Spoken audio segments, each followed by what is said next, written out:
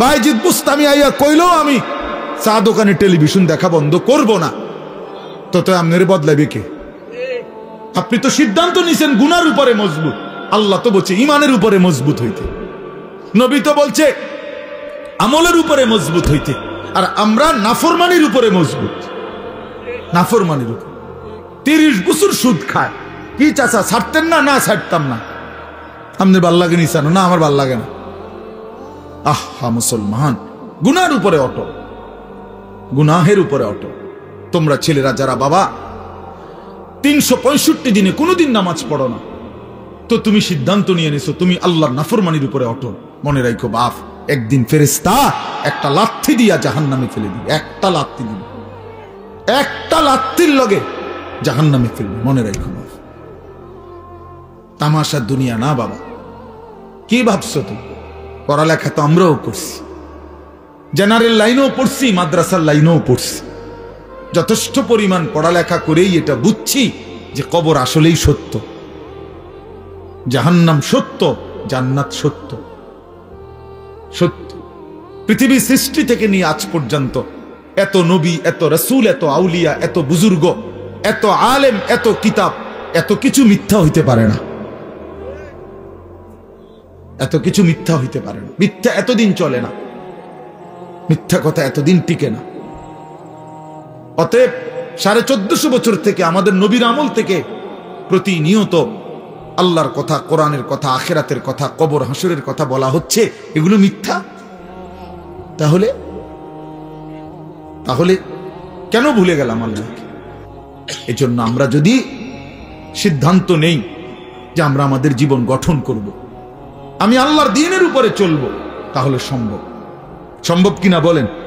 এই জন্য আন্তরিক হইতে হয়, এই কথাটা বুঝাইলাম। মনোযোগী হইতে হয়, আন্তরিকতা না দেখাইলে, মনোযোগ না দিলে, আপনি বিষয়টা দিলে উপলব্ধি করতে হবে যে আসলে আমার আল্লাহকে মানা দরকার, আমার রাসূল সাল্লাল্লাহু আলাইহি সাল্লামকে আমার মানা দরকার। আমার কবর আছে, আমার কবর হবেই হবে। আমার লগে সবাই না মরুক, আমি মরে যাব। আমার লগে সবাই একই সাথে মরে যাইতে হবে, এটা কোনো জরুরি না। জরুরি কথা বলেন না কেন? এটা জরুরি বিষয়। আমরা সবাই একই দিনে মরতে হইব, তাহলে আমি তো মরে যাব, আমি তো মরেই যাব। হাসলেও মরে যাব, কাঁদলেও মরে যাব, সুখে থাকলেও মৃত্যু, দুঃখে থাকলেও মৃত্যু, অট্টালিকায় থাকলেও মৃত্যু, কুড়ে ঘরে থাকলেও কি মৃত্যু। মৃত্যু আমার হবেই হবে, আমাকে একা চলে যেতেই হবে, সবাইকে রেখে আমাকে একাই ফিরতে হবে আমার আপন ঘরে, আমার কবরে, আমার হাসরে। অতএব আমাকে যেহেতু ফিরতেই হবে, আমাকে যেহেতু বন্ধু যেতেই হবে, যেখানে আমাকে নিশ্চিত যেতে হবে, এর জন্য প্রস্তুতি নেওয়াই ভালো। এটাই বুদ্ধিমানের উচিত। আজ যদি এমন হইতো কোনো না কোনো কৌশলে আমি মৃত্যু থেকে বাঁচতে পারলাম, বা কেউ কেউ বাঁচছে, তাইলে তো ঠিক ছিল, আমি সেই লাইনে চেষ্টা করতাম। কিন্তু সেটা কোথায়? এই পৃথিবী কাউকে থাকতে দিছে কিনা বলেন না কেন? তো পৃথিবীর মনে করেন 1000 বছর বয়স্ক কোন লোক পৃথিবীতে আছে যে আজ 1000 বছর যাবত তুমি মরে না? পৃথিবীতে 500 বছর যাবত কোন লোক বেঁচে আছে এমন এখন আছে কেউ? তো তাহলে এই পৃথিবীর পুরাতন মানুষগুলোকে যেহেতু নিয়ে গেল, আমাকেও নিয়েছে, আমাকেও নিয়ে যাবে। এই জন্য কিশোর নওজোয়ান, এত অল্প বয়সে যদি চরিত্রহীন হয়ে যাও বাবা, বাকিটা হায়াত কি করবা বাপ? বলো ভাইয়া, 16 বছর বয়সে যদি এত নারী, এত ছবি, এত উলঙ্গ দৃশ্য, এত অস্থিরতা, এত অসভ্যতা, এত নোংরা কথাবার্তা, এত নোংরা জীবন, এত অল্প বয়সে যদি এতটা নষ্ট হয়ে যাও, পচে যাও, আহা বাপ, শেষ পর্যন্ত তোমার বয়স যখন হবে 60, 50, সেই পর্যন্ত তোমার হালাত কি হবে? কি হালাত হবে? বয়স্ক অনেক লোক আছে যাদের অনেকের অভ্যাস এরকম যে জুমার নামাজের দিন বয়ান হয়, উনি বসে বসে জুরায়। এই চাচারা কখনোই বদলায় না, যেমন আছে এমনই পড়ে থাকে। বিড়ি খায় তো বিড়িয়ে খায়, চা দোকানে আড্ডা দেয় তো আড্ডাই দেয়, টেলিভিশন দেখে, নাচ গান দেখে, তো এই বদ অভ্যাস 60 বছরও আর ছোটে না।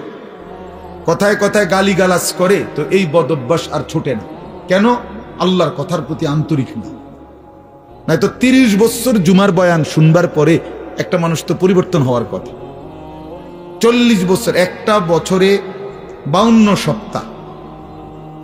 খেয়াল করে দেখেন যে 52 সপ্তাহ এক বছরে মোট, প্রতি মাসে 4টা সপ্তাহ, তাহলে 4 12 48, আর 4টা মাস প্রতি বছর, আর অতিরিক্ত একটা জুমা আছে, 5টা জুমা, তাহলে 48 আর 4 কত? 52 জুমা। তাহলে 52 জুমা আপনার মহল্লায় আল্লাহর কথা হয়, কোরআনের কথা হয়, আপনার কি কোনো পরিবর্তন হওয়ার কথা না? 30 বছরে এবারে 52 দিয়ে পূরণ দেন, কতগুলো বয়ান হলো। তো এরপরেও যদি একটা মানুষের স্বাভাবিক কিছু বদভ্যাস না ছুটে, তা আপনি কি শুনলেন, কি বুঝলেন, কি বুঝলেন? 30 বছরও আপনি এটা বুঝছেন না যে বিড়ি সিগারেট খাওয়া একজন মুসলমানের জন্য উচিত না। এটা আপনি তোলে আর বুঝবেন কখন? আপনি বুঝি 50 বছরও বুঝলেন না যে গালি গালাজ করা মুখ দিয়া এটা গুনাহ, এটা আপনি বুঝছেন না। এটা আপনি কি বুঝলেন চাচা? বলেন, ইনসাফ কি বলে? 50 বছরও আপনি বুঝলেন না যে চা দোকানে এই যে নাচ গান নর্তকীর ছবি নাটক সিনেমা চলে টেলিভিশনে, এটা দেখা যে গুনাহ হারাম, এটা আপনি বুঝলেন না। তো আপনি কি ওয়াজ শুনলেন? এই জন্য বললাম আর কি, আসলে মূল কারণ হলো গাফেল।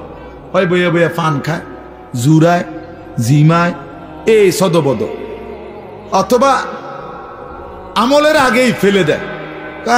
বলে তো কথা তো হুননি, হুজুররা তো কয় বালার লাগে, কয় কথা তো ঠিকই কয়, মানলে তো ভালো আসিল, পারিদ না, বা এটা কইয়ে উড়াই দিল আর কি, মানে এটাকে ফেলে দিল আর কি। এটা কথা হলো মিয়া, আপনি পারবেন না, অথচ আল্লাহ আপনারে করতে বলছে, তো এটা তো জুলুম। আর আল্লাহ তো এমন জুলুম করতে পারে না। কোন বান্দা পারবে না, অথচ তাকে আল্লাহ তাআলা সেই হুকুম পালন করতে বলছেন, এটা কি জুলুম না? কথা বলেন না কেন? এটা জুলুম কি না বলেন? আমি বাঁকাই হইতারি না, আমনে আমারে কোন রুকু দিতাম, তো এটা জুলুম না? আমি নিচের দিকে যাইতারি না, আমনে আমারে বলেন সেজদা দিতে, তা আমার উপর এটা জুলুম হবে না? তো আল্লাহ তাআলা আমাদেরকে রুকু দেওয়ার, সেজদা দেওয়ার তৌফিক যোগ্যতা দিছে কিনা? তো জুলুম করলো কই? বলেন। আমারে বলছে রাস্তার নারী দেখলে চোখ নিচের দিকে নামাই নিতে, এখন আমার চোখ নিচের দিকে নামে না, ঘাড় বাঁকা হয় না, তখন না আমি বলতাম যে আমার উপরে জুলুম করছে। এখন আমাদের ঘাড় নিচের দিকে নামানো যায় কিনা? তো তাইলে অসম্ভবের কি? আমারে সুদ হারাম করছে, তো আমার জন্য কি ব্যবসা বা উপার্জনের বৈধ কোনো পন্থা রাখে নাই? কথা বলেন তো। তাহলে সমস্যা কোথায়? কোনখানে আটকাই গেলেন? আপনি পারেন না যে কইলেন, কিতা পারেন না? আপনি কি বিড়ি খানা ছাড়তারেন না? আপনি ডাক্তার বললে ডায়াবেটিস রুগী, 30 বছরের অভ্যাস, যেই বেটার চিনি ছাড়া চা খায় না, সেই বেটা চিনি ছাড়া চা খায় না, তো এটা ছাড়লেন কেমনে? 50 বছরের অভ্যাস মিষ্টি খাওয়া, এই লোকটা ছেড়ে দেয় না ডাক্তার বললে? তো আপনার ডাক্তার বললে মিয়া সামান্য দুনিয়ায় বাঁচার জন্য এত কিছু প্রিয় জিনিস ছেড়ে দিলেন, ডাক্তার বলার কারণে গরুর গোশত খাওয়া ছেড়ে দিলেন, অথচ আপনি জানেন ডাক্তারের আব্বাও যদি বাইটটা দেয় আমনেরে, তারপরও তো আপনি মরে যাবেন। মরবেন না? কথা বলেন না কেন? MBBS ডাক্তার যদি বাইটটা দেয় আমনের শরীরের ভিতরে, আপনি মরতেন না? তো তাইলে এরপরও তো আপনি নিশ্চিত মৃত্যু আমাদের আসবেই। শতবার সেফ থাকলেও, শরীরের 1000 কোটি যত্ন নিলেও, 100 ডাক্তারের প্রেসক্রিপশন পরামর্শ মেনে চললেও মৃত্যু কি হবে না? তো তারপরও তো এগুলো ছেড়ে দিলেন, তো জাহান্নামের ভয়ে গুনাহ ছাড়বেন না কেন? আল্লাহর নাফরমানি ছাড়বেন না কেন? আল্লাহর ভয়ে বিড়ি খানা ছাড়বেন না কেন? জাহান্নামের ভয়ে টেলিভিশন দেখা ছাড়বেন না কেন? জাহান্নামের ভয়ে গালিগালাজ দেওয়া ছাড়বেন না কেন? বলেন, ইনসাফ করে বলেন। এই জন্য বাপ, মূল বক্তব্য এই কথাটা যে মনোযোগী হওয়া দরকার। তাহলে এই জন্য বললাম, আমি আপনাদের কাছে আমার অনুরোধ, প্রত্যেকেই দেখেন, আমরা এটা যৌক্তিক কথা হলো যে আল্লাহর কোরআনের প্রতি আন্তরিক না হলে জিন্দেগি বদলাবেন। আপনি পারতেন না, এত সোজা না। কোরআন শরীফে স্পষ্ট আয়াত আছে, ওয়ালাউলা ফাদলুল্লাহি আলাইকুম ওয়া রাহমাতুহু মা যাকা মিনকুম মিন আহাদিন আবাদা। সাংঘাতিক আয়াত। আল্লাহ বলে, শুনো, তোমাদের উপরে আল্লাহর দয়া এবং রহমত যদি মায়া না হয়, নিজেই নিজেকে কশ্চিন কালেও কখনোই পবিত্র করতে পারবে না। কোরআন শরীফের আয়াত। আপনি নিজে নিজে করবেন না ভালোই যাবো, জি না এত রং না ভালোই যাও। নষ্ট হয়ে যাওয়া সহজ, ভালো হয়ে যাওয়া কঠিন। কথা বোঝেন নাই কথাটা? স্রোতের সাথে ভেসে যাওয়া এটা সহজ, কিন্তু স্রোতের প্রতিকূলে উল্টা দিকে দাঁড়ায় থাকা কঠিন। কঠিন। এই সমাজের প্রত্যেক ঘরে টেলিভিশন চলতেছে, আপনিও টেলিভিশন চালান, এটা তো সহজ, কিন্তু না চালানো এটা তো কঠিন।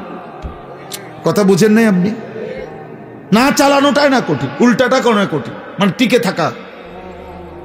এই জন্য আল্লাহ এটা বলছে, বান্দা নিজের যোগ্যতায় পারবা না, নিজের যোগ্যতায় পারবা না। মা যাকা মিনকুম মিন আহাদিন আবাদা।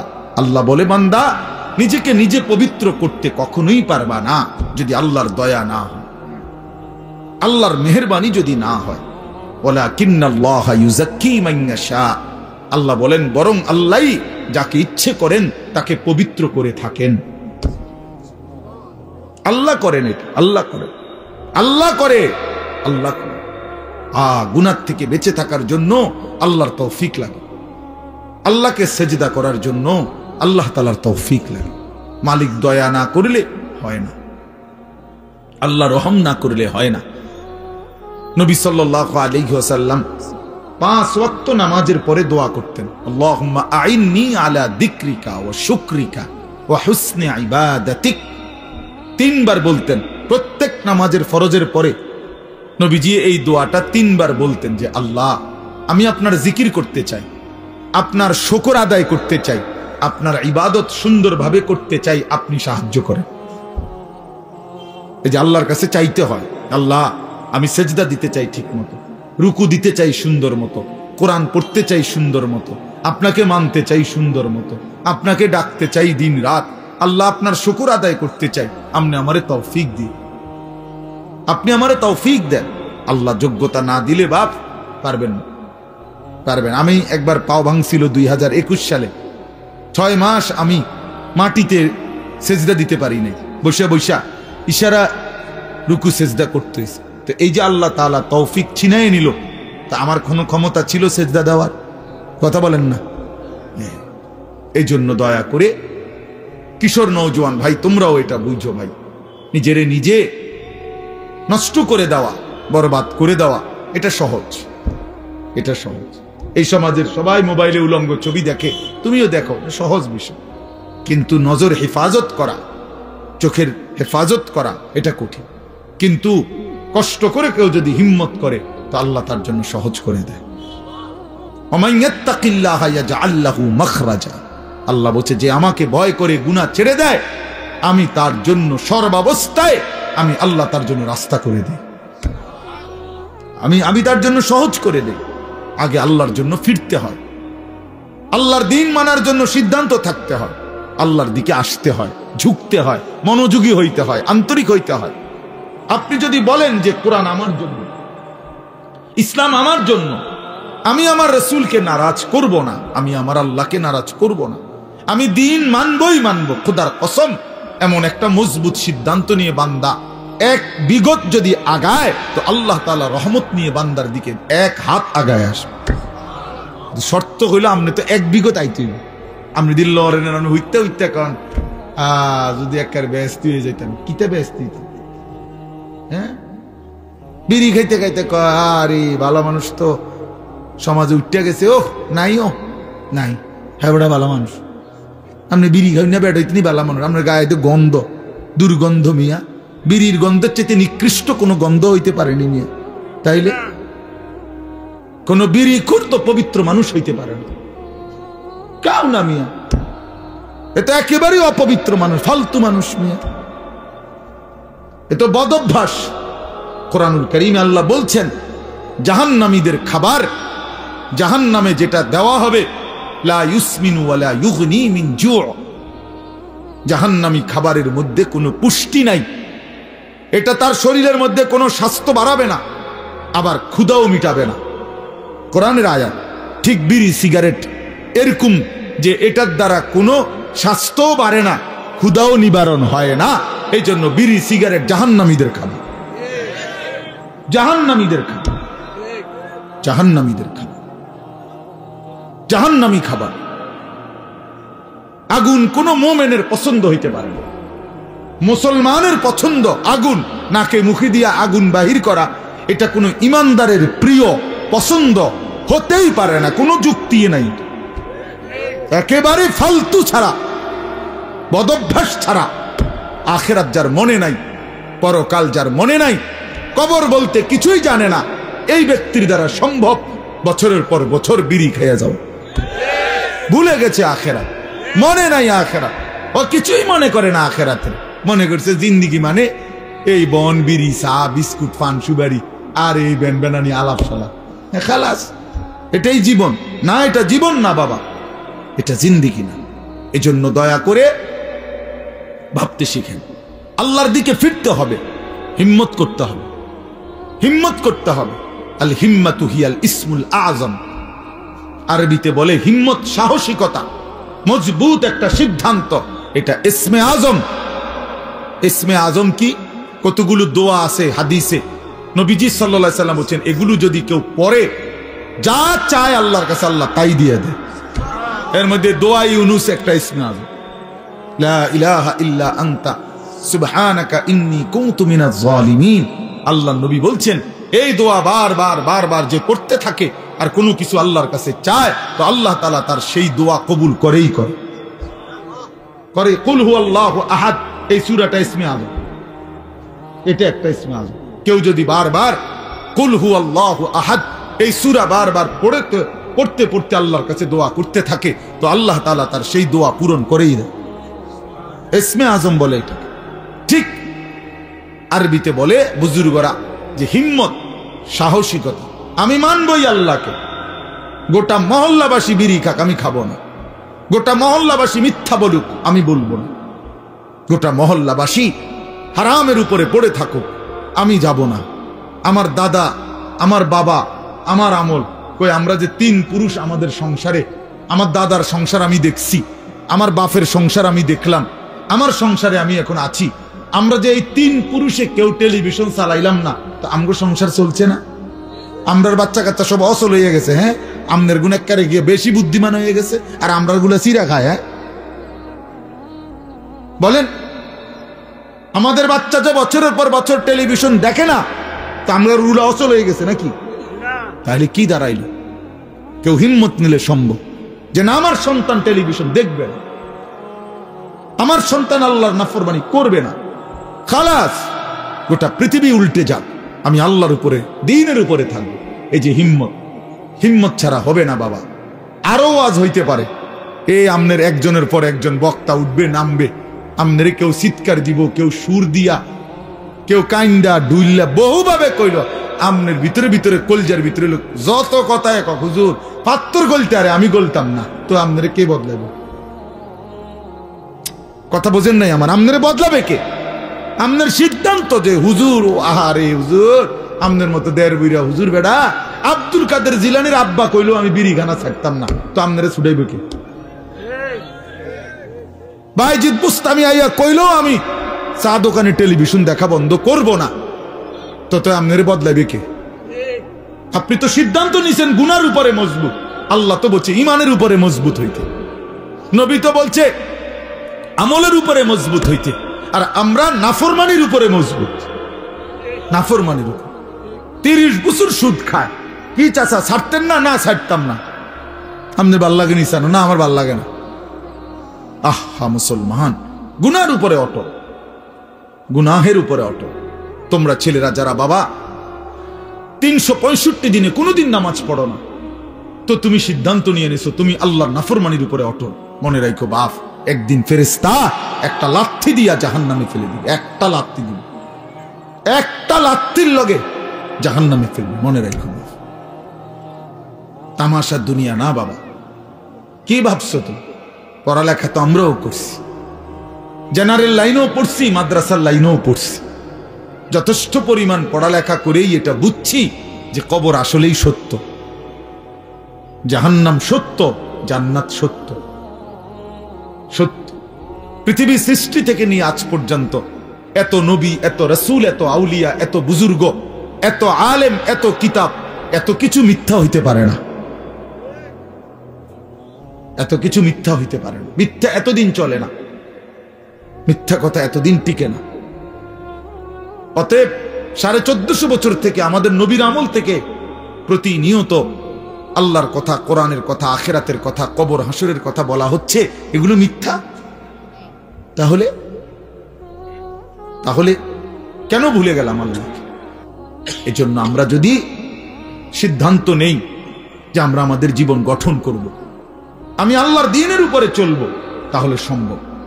সম্ভব কিনা বলেন? এই জন্য আন্তরিক হইতে হয়। এই কথাটা বুঝাইলাম। মনোযোগী হইতে হয়। আন্তরিকতা না দেখাইলে, মনোযোগ না দিলে, আপনি বিষয়টা দিলে উপলব্ধি করতে হবে যে আসলে আমার আল্লাহকে মানা দরকার, আমার রসুল সাল্লাল্লাহু আলাইহি সাল্লামকে আমার মানা দরকার। আমার কবর আছে, আমার কবর হবেই হবে। আমার লগে সবাই না মরুক, আমি মরে যাব। আমার লগে সবাই একই সাথে মরে যাইতে হবে, এটা কোনো জরুরি না। জরুরি কথা বলেন না কেন? এটা জরুরি বিষয়।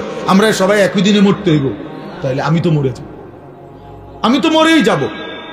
হাসলেও মরে যাব, কাঁদলেও মরে যাব। সুখে থাকলেও মৃত্যু, দুঃখে থাকলেও মৃত্যু, অট্টালিকায় থাকলেও মৃত্যু, কুড়ে ঘরে থাকলেও কি মৃত্যু। মৃত্যু আমার হবেই হবে, আমাকে একা চলে যেতেই হবে। সবাইকে রেখে আমাকে একাই ফিরতে হবে আমার আপন ঘরে, আমার কবরে, আমার হাসরে। অতএব আমাকে যেহেতু ফিরতেই হবে, আমাকে যেহেতু বন্ধু যেতেই হবে, যেখানে আমাকে নিশ্চিত যেতে হবে, এর জন্য প্রস্তুতি নেওয়াই ভালো। এটাই বুদ্ধিমানের উচিত। আজ যদি এমন হইতো কোনো না কোনো কৌশলে আমি মৃত্যু থেকে বাঁচতে পারলাম, বা কেউ কেউ বাঁচছে, তাইলে তো ঠিক ছিল, আমি সেই লাইনে চেষ্টা করতাম। কিন্তু সেটা কোথায়?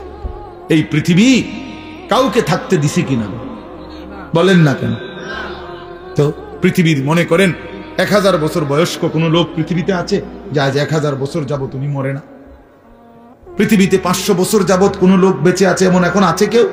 তো তাইলে এই পৃথিবীর পুরাতন মানুষগুলোকে যেহেতু নিয়ে গেল, আমাকেও নিয়ে যাবে। এই জন্য কিশোর নওজোয়ান, এত অল্প বয়সে যদি চরিত্রহীন হয়ে যাও বাবা, বাকিটা হায়াত কি করবা বাপ?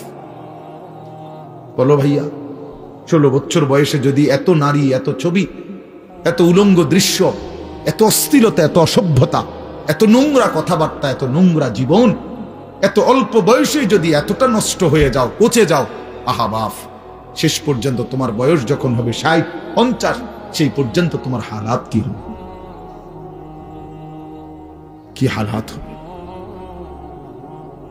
হ্যাঁ, সন্ধ্যা না হইতেই যদি বিরিয়ানিটা পচে যায়, আর সেটা যদি পরের দিন দুপুর পর্যন্ত এখানে ঘরে থাকে, কি পরিমাণ দুর্গন্ধ ছড়ায়। পচা তো গেছে গতকাল সন্ধ্যাতে। তাইলে তুমি যুবক যদি 16 বছর বয়সেই নষ্ট হয়ে যাও, 60 বছর পর্যন্ত, 40 বছর পর্যন্ত তোমার হালাত কি হবে? এত অল্প বয়সে যদি এত নারী ছবি, এত অসভ্যতা, এত নোংরামি, এটাই যদি ভালো লাগে, আহা, আফসোসের বিষয়, আফসোসের বিষয় বাপ, আফসোসের বিষয়। ভাবা উচিত। ছেলেরা তোমরাও ভাইবো বাবা, এত কম বয়সে এতটা নষ্ট হয়ে যাওয়া তো উচিত ছিল না। আমাদের ছেলে পেলে, তোমরা অনেক ছেলে আছো, কোনদিন এক ওয়াক্ত নামাজ পড়ো না। আহা, মুসলমানের বাচ্চা এত নিকৃষ্ট কেমনে হইল? এত বড় জন্তু জানোয়ার, এত বড় হাইওয়ান, এত বড় কুকুর বিড়াল কেমনে হইল?